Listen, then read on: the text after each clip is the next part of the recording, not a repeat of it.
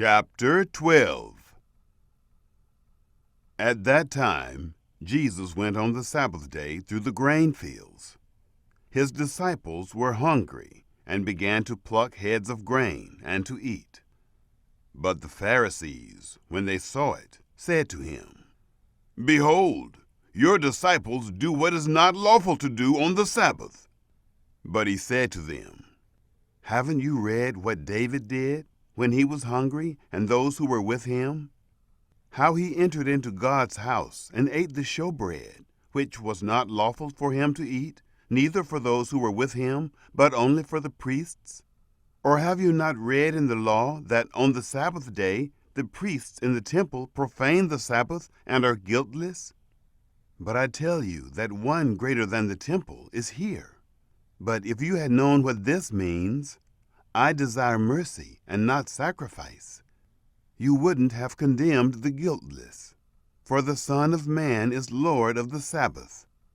He departed from there and went into their synagogue. And behold, there was a man with a withered hand. They asked him, "Is it lawful to heal on the Sabbath day?"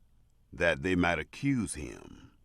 He said to them, "What man is there among you who has one sheep, and if this one falls into a pit on the Sabbath day, won't he grab onto it and lift it out? Of how much more value, then, is a man than a sheep? Therefore, it is lawful to do good on the Sabbath day." Then he told the man, "Stretch out your hand." He stretched it out, and it was restored whole, just like the other. But the Pharisees went out and conspired against him, how they might destroy him. Jesus, perceiving that, withdrew from there. Great multitudes followed him, and he healed them all, and commanded them that they should not make him known, that it might be fulfilled which was spoken through Isaiah the prophet, saying, "Behold, my servant whom I have chosen, my beloved, in whom my soul is well pleased. I will put my spirit on him. He will proclaim justice to the nations. He will not strive, nor shout, neither will anyone hear his voice in the streets. He won't break a bruised reed. He won't quench a smoking flax, until he leads justice to victory. In his name the nations will hope." Then one possessed by a demon, blind and mute, was brought to him, and he healed him, so that the blind and mute man both spoke and saw. All the multitudes were amazed and said, "Can this be the Son of David?" But when the Pharisees heard it, they said, "This man does not cast out demons except by Beelzebub, the prince of the demons." Knowing their thoughts, Jesus said to them, "Every kingdom divided against itself is brought to desolation, and every city or house divided against itself will not stand.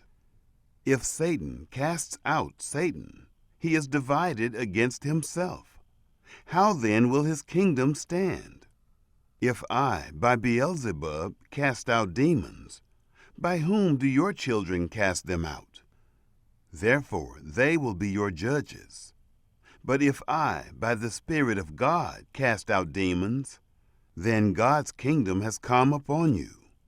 Or how can one enter into the house of the strong man and plunder his goods, unless he first bind the strong man? Then he will plunder his house. He who is not with me is against me, and he who doesn't gather with me scatters. Therefore I tell you, every sin and blasphemy will be forgiven men, but the blasphemy against the Spirit will not be forgiven men. Whoever speaks a word against the Son of Man, it will be forgiven him. But whoever speaks against the Holy Spirit, it will not be forgiven him, neither in this age, nor in that which is to come. Either make the tree good, and its fruit good, or make the tree corrupt, and its fruit corrupt. For the tree is known by its fruit. You offspring of vipers, how can you, being evil, speak good things? For out of the abundance of the heart the mouth speaks. The good man out of his good treasure brings out good things, and the evil man out of his evil treasure brings out evil things. I tell you that every idle word that men speak, they will give account of it in the day of judgment. For by your words you will be justified, and by your words you will be condemned. Then certain of the scribes and Pharisees answered, Teacher, we want to see a sign from you. But he answered them, An evil and adulterous generation seeks after a sign, but no sign will be given to it, but the sign of Jonah the prophet.